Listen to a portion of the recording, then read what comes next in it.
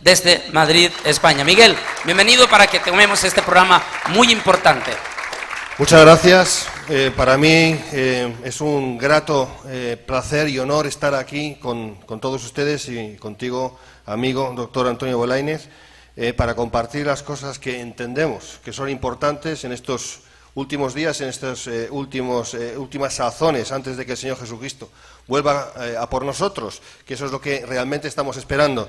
Y lógicamente la palabra de Dios nos enseña que en este tiempo en concreto se iban a producir una serie de cosas que las estamos ya viendo, y yo creo que esta tarde vamos a estar compartiendo sobre ellas. Vamos, Miguel, rápidamente a 2 de Corintios, y para los hermanos que están también y tienen sus Biblias y que tomen sus apuntes, 2 de Corintios capítulo 11, el versículo 13 al 15, para luego anunciar ya el tema caliente que que estamos dando en esta tarde. Y damos gracias al Señor por la asistencia a nuestros hermanos, los jóvenes de la iglesia de Divino Redentor, de aquí de Misión, todos vestiditos con una sola misma camiseta, ¿verdad? Esa es una bendición, y yo quiero que se den un aplauso a todos ellos, a estos jóvenes, en esa forma que vienen en esta tarde. Algunos pastores, algunos siervos que están con nosotros en esta tarde, personalidades, y algunos de ellos van a tener alguna participación. Dice aquí, leo textualmente 2 de Corintios capítulo 11, 13 al 15, dice así: porque estos son falsos apóstoles, obreros fraudulentos, que se disfrazan como apóstoles de Cristo, y no es maravilla, porque el mismo Satanás se disfraza como ángel de luz. Así que no es extraño si también sus ministros se disfrazan como ministros de justicia, cuyo fin será conforme a sus obras. Este impresionante pasaje, Miguel, de falsos apóstoles que se disfrazan como apóstoles. La palabra disfrazan, o sea que pretenden ser apóstoles, pretenderán, dice el apóstol San Pablo, ser apóstoles, pero no son más que un disfraz. Y luego Pablo hace una comparación bastante fuerte. Dice que no es maravilla porque el mismo Satanás se disfraza como ángel de luz. Eso quiere decir que el mismo Satanás podría, como marioneta, estar manipulando a estos falsos apóstoles. Cuando la palabra de Dios nos habla de ciertas cosas, tenemos que prestar atención a las mismas. Es decir, la palabra de Dios no nos habla porque sí de cualquier cosa. Y en esta misma escritura, claramente podemos ver que estos apóstoles son disfrazados de apóstoles. Son personas disfrazadas. Dice la escritura que son personas que se disfrazan como apóstoles de Cristo. Si están disfrazados, significa que no son verdaderos apóstoles de Cristo. Aparentan como verdaderos apóstoles de Cristo, pero no son verdaderos apóstoles de Cristo porque están disfrazados, están cubiertos de un presunto ministerio de parte de Dios, pero es solamente presunto porque no es cierto, no es real. ¿Cuál es la motivación? ¿Cuál es el motivo por el cual, o cuál es la finalidad, mejor, por el cual se disfrazan como apóstoles de Cristo? Lógicamente aquí ya tendríamos que hablar del misterio de la iniquidad. Y por cierto, Miguel, y tendríamos que hablar de cosas que son fuertes en cuanto al futuro que tenemos por delante, muy cerca. Precisamente este tema es el que vamos a estar grabando precisamente en estos días, la plataforma del falso profeta, donde vamos a ver en profundidad definitivamente este tema, en lo más profundo todo este misterio de iniquidad, lo que está diciendo Jesús, que harán grandes prodigios, que inclusive opera el espíritu de encantamiento con ellos en cierta forma, porque uno no puede explicar cómo estos hombres atraen multitudes, se dan unas tremendas pero espantosas herejías, y en lugar de que el pueblo evangélico los rechace, los aplaude, e inclusive van en multitudes a seguir esta gente. Entonces vamos a hablar qué misterio ocurre o trabaja detrás de todo esto, y esa es la conferencia que vamos a grabar en estos días, después de esta que vamos a grabar esta tarde, la plataforma del falso profeta, que va a estar pero calientísima por lo que hemos tocado ya y lo que analizamos el día de ayer en mi oficina.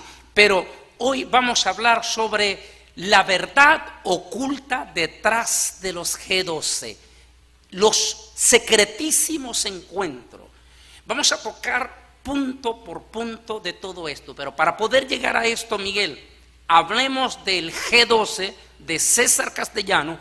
Inevitablemente tenemos que mencionar nombres, por dos razones. Uno, ya son famosos. El precio de la fama es que el nombre de uno tiene que ser mencionado. le guste o no le guste, tiene que ser mencionado y no vas a poder demandar a 1.000 millones de personas o a 6.000 millones de personas.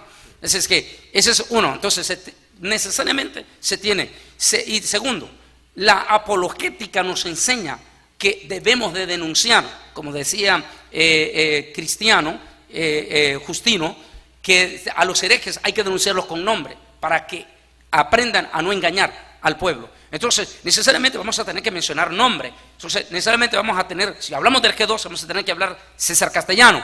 Si hablamos el modelo de los 12 o D12, necesariamente vamos a tener que hablar de Cash Luna y posiblemente otras personalidades. Pero el personaje, el protagonista de esto se llama G12 de César Castellano. Hablemos de esto. Bueno, añadir a lo que estás diciendo el hecho de que la misma palabra de Dios nos da ejemplo de que efectivamente a veces hay que mencionar nombres, hay que mencionar las herejías y los herejes. Tenemos el ejemplo de Pablo, del apóstol Pablo, que él menciona por nombre, cuando él tiene que hacerlo, y lo vemos en sus epístolas. Es decir, que no estamos haciendo nada contrario a la Escritura, ni mucho menos, sino todo lo contrario. Algunos dicen, Miguel, algunos dicen que no debemos de hablar, que debemos de tener ética, y que, por cierto, cuando investigamos la palabra ética no es una palabra bíblica, y es una palabra que salió del feudalismo y era para silenciar en las tiranías, a callar para que no se denunciaran los crímenes y las barbaridades.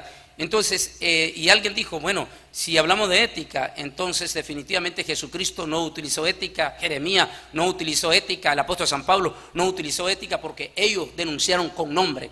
Es decir, denunciar con nombre no es calumniar. No es calumniar. Calumniar es otra cosa. Pero cuando estamos hablando de lo que estamos hablando, cuando tiene una implicación negativa, incluso inmoral, en el medio, en este caso en el medio eclesial, lógicamente no tenemos más remedio que hablar de nombres cuando hay que hacerlo, porque el pueblo de Dios tiene que ser advertido de lo que está pasando y hay que decir las cosas como deben ser. Y ya entrando, si quieres, en la cuestión. Tenemos G12, la palabra G12. Sí, la estrategia del 12, ¿no? Bueno, sin entrar en cuestiones de numerología, que no es aquí la cosa, pero evidentemente, bíblicamente, cada número tiene un significado desde una perspectiva bíblica. El número 40 tiene un significado, el número 3 tiene otro, el número 6, el número 12 tiene el significado de gobierno, de teocracia, de gobierno de Dios, teocracia. Entonces, la cuestión con el G12 no es que partimos de una estrategia, digamos, de grupo, que parece que la G estamos hablando de grupo de 12, que no habría ningún problema con eso, porque hay grupos de 12, puede haber grupos de 3, puede haber grupos de 30 o grupos de lo que quieras. Aquí la cuestión es que estamos hablando de gobierno, porque la G de 12 es gobierno, es la primera letra en cuanto a la palabra gobierno. Entonces hay una gran diferencia entre grupo y gobierno. Si estamos hablando de gobierno y estamos hablando de gobierno de 12, necesariamente estamos hablando de teocracia. Entonces, la cuestión es, ¿existe la teocracia realmente hoy en día en este mundo? Es decir, ¿Dios está mandando directamente en este mundo a través de la Iglesia? ¿Estamos en el reino, en otras palabras? Y eso, iremos hablando sobre ello, pero realmente no es así. Entonces, el G12 se plantea y se presenta como una estrategia de gobierno basándose en el mismo modelo de Jesús. Y extrapolando la cuestión, porque Jesús, lógicamente, al ser el Señor, sí podía tener sus 12 y podía gobernar sobre 12. Pero ni tú, ni yo, ni nadie podemos hacer lo que Jesús hizo. Miguel, porque no somos el Señor. Fíjate que, bueno, el protagonista, de quien ya vamos a hablar un poco más, cómo es que supuestamente recibe, entre comillas, la visión. Cómo es que supuestamente Dios le muestra esta impresionante método que misteriosamente ni Pablo, ni Juan, ninguno de los apóstoles tuvieron revelación de este supuesto método único, revelado y oculto solo para César Castellano. Y después apareció el señor Cash Luna, que es la misma cosa. Ambos tienen la mismísima cosa. Lo único que el uno se llama G12, el otro D12.